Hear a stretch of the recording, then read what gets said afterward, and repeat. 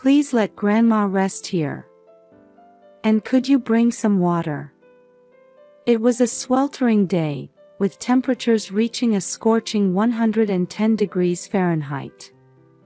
When the doorbell rang, I opened the front door to find my nephew Ezra, carrying his grandmother Patricia on his back. Apparently, 10-year-old Ezra had walked all the way here in this blistering heat with Patricia on his back.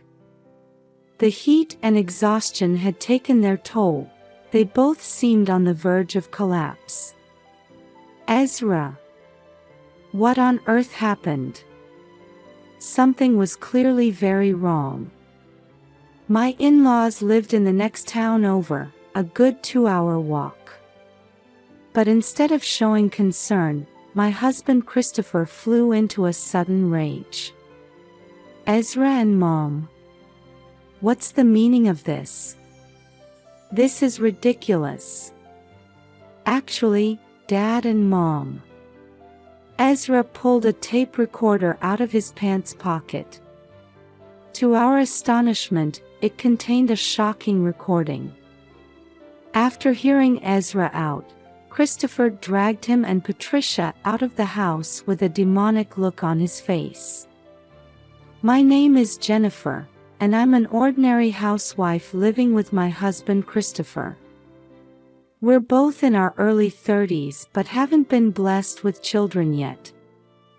We'd hoped for kids since getting married, but conception eluded us. We underwent fertility treatments for years to no avail. It was a huge financial burden, and we eventually had to give up. Though heartbroken, Christopher and I had a strong marriage. I was determined to spend my life with just him. Christopher's father had already passed from illness. His mother Patricia lived with his older brother's family. Alexander was a famous appliance salesman, and his wife Olivia had been on TV as a cooking expert. They both had flashy backgrounds. Alexander and Olivia had a grade school-aged son named Ezra. We didn't see Patricia or Alexander's family often, but not having kids ourselves, Christopher and I doted on our nephew Ezra. A family funeral brought us together with Alexander's family, including Ezra, for the first time in years. Ezra, it's been a while. Look how big you've gotten. You really have changed, quite the young man now. How have you been? Ezra had grown much taller since we last saw him. He smiled shyly at our comments. Well, I have some things to help with. After a brief hello, Ezra left. He seemed busy helping his mom bring out dishes for the funeral. I guess now that he's in grade school, he's not as attached as he used to be, Christopher murmured wistfully. Ezra used to greet us with carefree smiles, but his grown-up demeanor made Christopher a little sad. Still, we were both happy to see him maturing.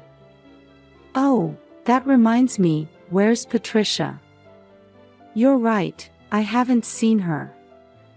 I wonder what's up.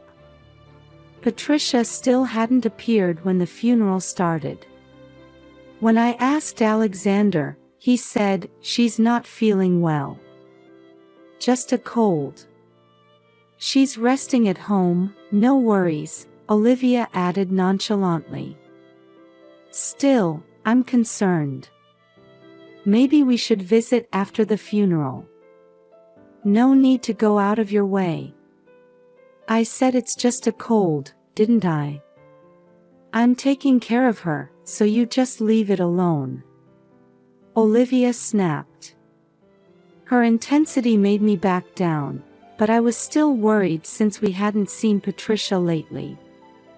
Alexander and Olivia's adamant insistence not to worry felt off somehow. Actually, they acted strangely the whole funeral. They seemed to dislike Christopher and I talking to Ezra, grimacing whenever we tried to strike up conversation with him. So Ezra, how's school? Do you like studying? Well, Ezra. What are you doing? Hurry up and help out. Olivia barked. I thought I was imagining it at first, but Olivia would blatantly shoo Ezra away anytime Christopher or I spoke to him. I tilted my head in baffled confusion at her bizarre behavior. We're strict with him as part of our parenting approach. I'd appreciate it if you didn't coddle him. I told him to help with funeral tasks, so don't interfere. Olivia scolded me, face contorted. I'm sorry, I didn't know. Humph. I guess you wouldn't understand, not having kids yourself. Anyway, just leave Ezra alone, alright? Hey, there's no need to talk to her like that. Christopher bristled at Olivia's barbed words. I hastily held my husband back and apologized to Olivia. I'm sorry, we'll be more mindful. It's just that we love Ezra too. Huh? You're basically strangers. Don't meddle in someone else's family. With that parting shot, Olivia stalked off. What's her problem? How rude can you get? Christopher was usually mild-mannered, but tended to lash out at unreasonable behavior like this. I tried to soothe my irate husband. She's probably just stressed from funeral preparations. But he wasn't convinced. Hey bro, is there some issue with us interacting with Ezra? Your attitude sucks, Christopher confronted his brother Alexander directly. Huh? Pretty high and mighty considering we're the ones taking care of Mom. Don't get cocky. But talking to him was equally fruitless. Christopher and I were both perplexed by the couple's cagey demeanor, as if they were hiding something. The oppressive mood persisted for the rest of the funeral until we left. Ezra's expression was gloomy as he diligently helped out. Patricia never did make an appearance. We went home still harboring unresolved frustrations. A month passed after that funeral. I happened to have an errand near my in-laws that finished early. I decided to buy some snacks and check in on Patricia and Ezra. Hello. It's Jennifer. Patricia, are you home? Aunt Jennifer. Alexander and Olivia seemed to be out at work, but Ezra, back from school, welcomed me in. What brings you here all of a sudden? Mom and Dad are at work right now.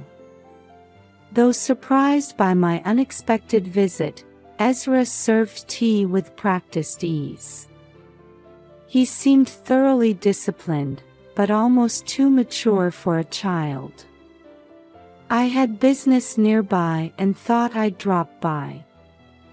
Here, I picked this up at a cake shop on the way.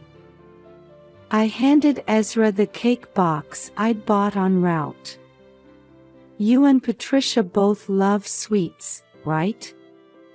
Enjoy it as a snack. Oh? Where is Patricia? About Grandma, well. Just like at the funeral, Patricia was nowhere to be seen. When I asked Ezra where she was, he avoided eye contact and stammered. Suddenly, a breeze blew in from the back of the house. A window must have been open for ventilation. The wind carried a foul odor, like that of a stray dog.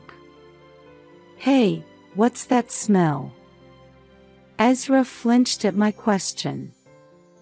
I knew Patricia's room was in the back. Peering in that direction, I saw a tightly shut door at the end of the hall. A bad feeling rose in my gut, prompting me to casually stand and head towards Patricia's room. No. Mom said not to open that door. Ezra frantically blocked me, looking terrified. His expression convinced me something serious was going on. Okay, I'm sorry. I shouldn't enter someone's room without permission. Stopping my reach for the door, I returned to the living room. Ezra was visibly relieved. When I asked about Patricia's whereabouts again, he claimed she'd gotten over her cold and was traveling with friends. But his averted gaze told me it was a lie. No matter how much I pressed though, Ezra refused to say more. Sorry, Auntie, I have to go do the cleaning and laundry now. After a while, Ezra stood to leave. You're doing the housework? Yes. It's my job since Mom and Dad are busy. What about dinner? I just eat whatever's in the fridge. That's terrible. Don't your parents come home? My stern tone made Ezra clam up, as if regretting having said too much. His reaction solidified my conviction that something was going on in this house. Listen, Ezra, contact me anytime if something happens, all right? I jotted down our home address on a memo pad and handed it to him. Ezra took it with a silent nod. As I left, my eyes drifted to the back room again. I had a feeling someone was in that foul-smelling room. Could Patricia be locked in there, unable to get out for some reason? 3 days later, the unthinkable happened. Christopher and I were enjoying a rare day off together when an unexpected visitor arrived. Ezra. What on earth happened? Opening the door after the intercom buzzed, we found Ezra carrying Patricia on his back. My in-laws lived in the next town, a good 2-hour walk away. Apparently 10-year-old Ezra had walked here in the sweltering heat with Patricia on his back. I hurriedly ushered them inside. Please let Grandma rest here. And could you bring some water? The heat and exhaustion had nearly caused Ezra to pass out. Patricia was panting raggedly too. The morning news forecast a scorching high of 110 degrees Fahrenheit today. It was clearly an emergency for them to show up like this. What's going on? Why are you here in this state? This is ridiculous. Christopher shouted, baffled by the incomprehensible situation. Honey, calm down. Let's get them to the hospital first. Christopher hauled a nearly collapsed Ezra outside and to the car. He started the engine and loaded Ezra and Patricia in. They obviously have heat stroke. What the hell are those two doing? How did this happen to them? Those two, Christopher referred to, must be Alexander and Olivia. The strange behavior at the funeral, the foul smell in their house, Ezra coming for help in this heat, something was definitely going on. On the drive to the hospital, I gave Ezra and Patricia water and wiped their sweat with a towel.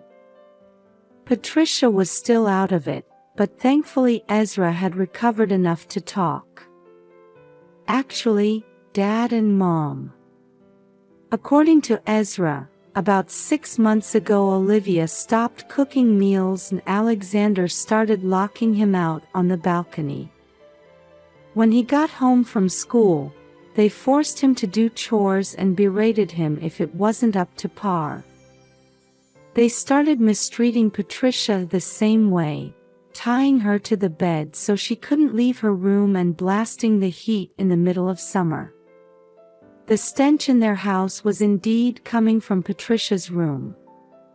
Denied even showers, she was imprisoned there. In the daily 100-degree F+ temperatures, it must have been hellish. Dad and Mom suddenly said they didn't need to be nice to Grandma anymore. "What do you mean by that?" I asked. Ezra pulled something out of his pants pocket. It was an old tape recorder. "Grandma gave this to me a while back. I kept it because it was fun to play with, like a toy. Uncle, Auntie, listen to this." Ezra pressed play. We heard a conversation between Alexander and Olivia. "I got her to make me the insurance beneficiary, so we don't need Mom anymore. Putting up with taking care of your mother was worth it. Ugh, I wish she'd hurry up and get sick already." "Oh, I know, lock her up with the heat on and she'll get heat stroke. Should we try that?" "Ooh, now there's an idea. Let's do it." Hearing their exchange made my stomach turn. Those two neglected Mom this whole time, then suddenly offered to care for her. I knew something was fishy. Christopher's face twisted bitterly. A few years ago when my father-in-law passed and the family gathered, it was Alexander and Olivia who volunteered to look after Patricia. At first they treated her kindly, but it was a ploy to gain her trust and get themselves designated as beneficiaries on her insurance.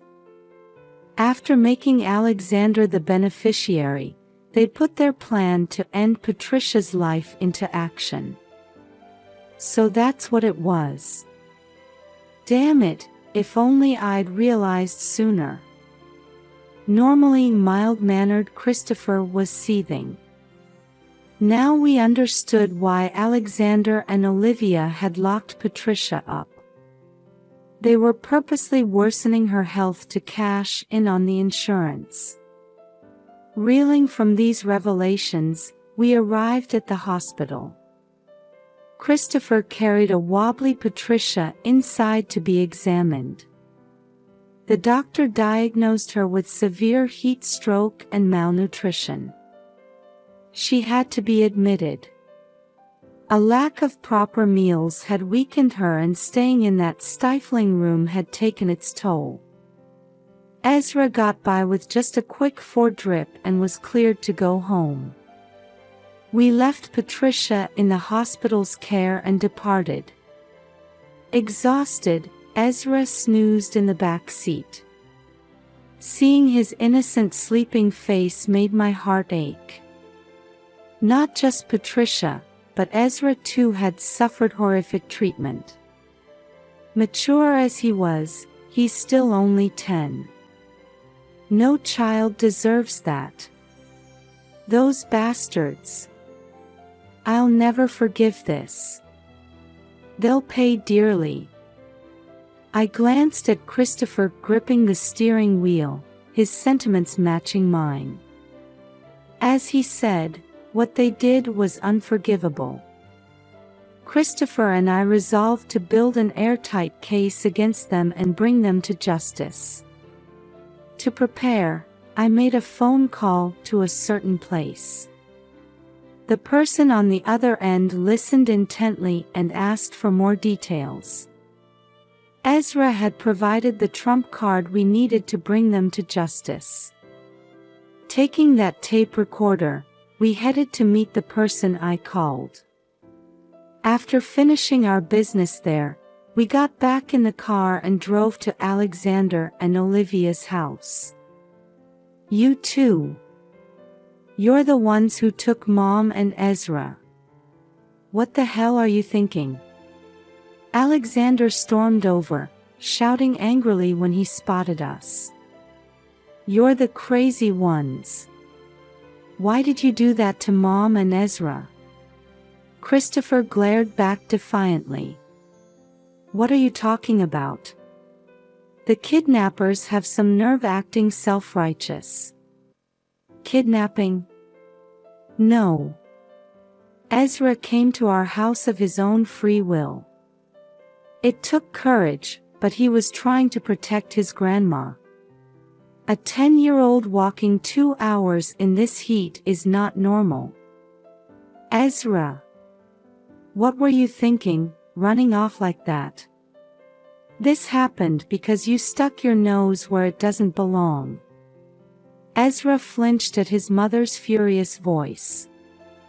I stopped Olivia as she tried to grab Ezra's hand, her face a mask of rage. "Stop it, can't you see that Ezra doesn't want to? More importantly, shouldn't you be worried about your child's health first?" Ezra nearly had a heat stroke. "Huh? What are you going on about? You're not even his mother. This doesn't concern you," says the woman who can't even have kids. Olivia openly mocked me. Normally I'd let it slide to keep the peace, but not today. I couldn't back down. "You're right, I'm not Ezra's mom. But I can't send Ezra back to you. You're unfit to be a mother." As I spoke, Ezra left Olivia's side to hide behind me. "Ezra, what are you doing? Get over here right now." "No. I'm not going back to Mom and Dad anymore." For the first time, Ezra outright rejected his parents. Hearing this, Alexander and Olivia grew even angrier. "You ungrateful brat. Who do you think raised you? You treated me like a slave. I hate you." Ezra sobbed, yelling accusations at his mother. His attitude made it clear he'd suffered horribly. "You two put him up to this, didn't you? How dare you take my child and pull this crap?" Shocked at being spurned by her son, Olivia redirected her rage at us. "I'll sue you for kidnapping, just wait." Their hysterical shrieks were loud enough for the neighbors to hear. But I couldn't falter now.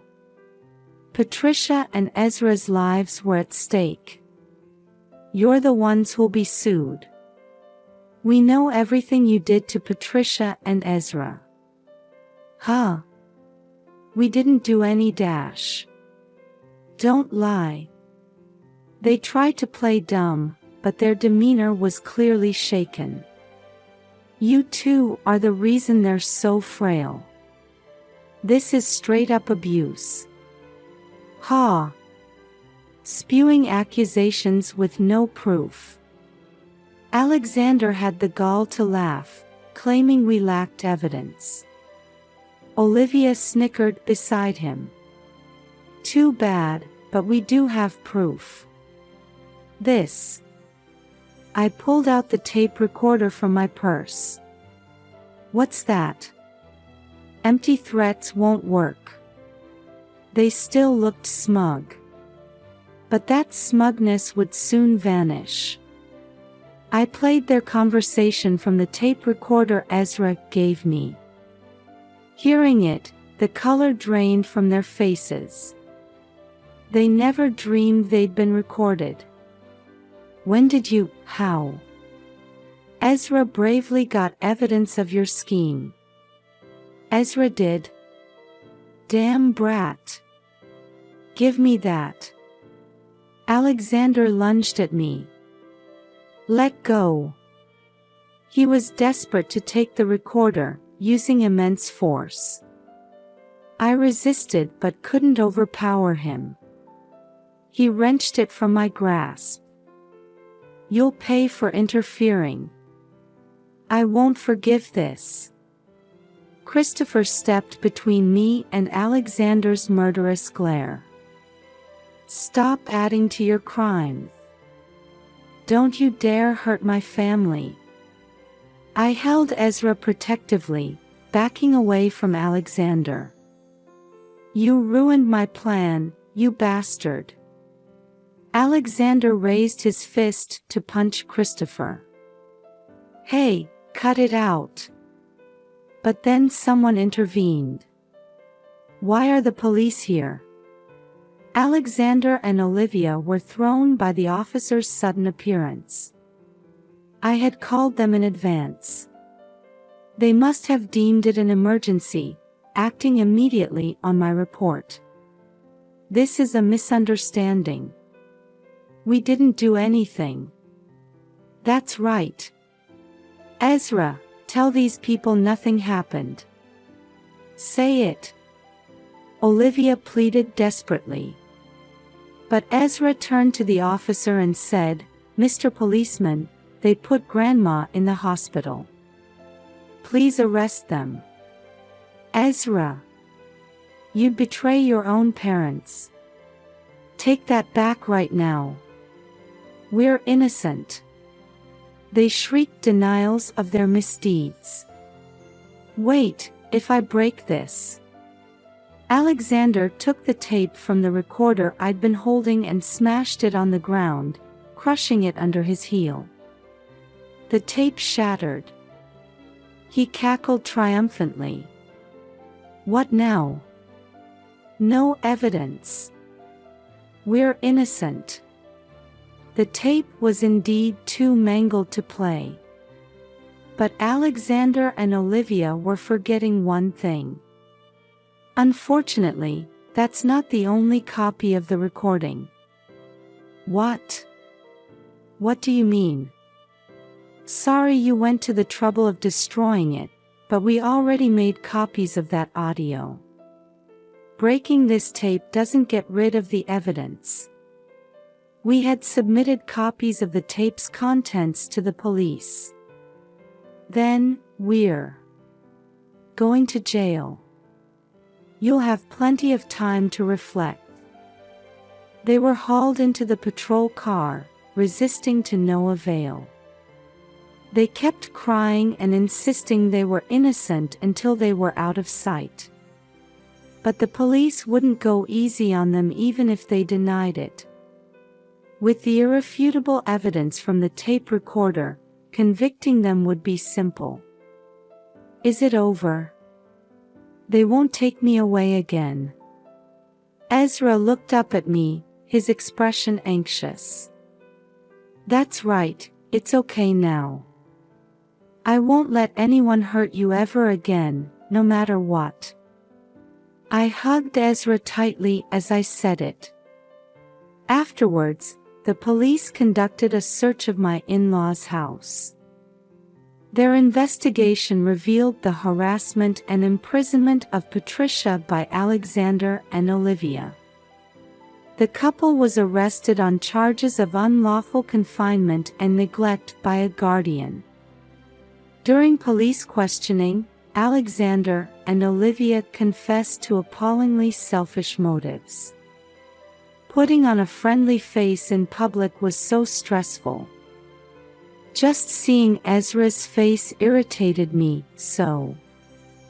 I did it out of frustration. I figured if we locked Mom up, she'd eventually waste away and we'd get the insurance money. Apparently their crimes were motivated by insurance fraud and taking out their stress on others. If Ezra hadn't mustered the courage to act then, the worst could have happened. Alexander and Olivia's arrest made major headlines. The media coverage escalated daily, with reporters even sniffing out Alexander's secret office affair. Allegedly, as soon as he got Patricia's life insurance payout, Alexander planned to ditch Olivia and Ezra to remarry his mistress. Olivia, for her part, tried to pin the blame on her husband in court. My husband threatened me into reluctantly cooperating. I didn't really want to do those things. Please believe me. Olivia tearfully appealed to the judge, but was ultimately found guilty. Given the severity of their offenses, they'll likely be serving lengthy sentences. Hearing the verdict, Christopher and I both breathed sighs of relief. Afterwards, we took Ezra in to raise as our own. Patricia was so weakened, she had to remain hospitalized for a while. But with encouragement from Ezra, she recovered enough to be discharged. The house where Ezra and Patricia used to live with my in-laws was put up for sale. They said they never wanted to return to that place full of bad memories. Luckily, it was in a popular area and quickly found a buyer.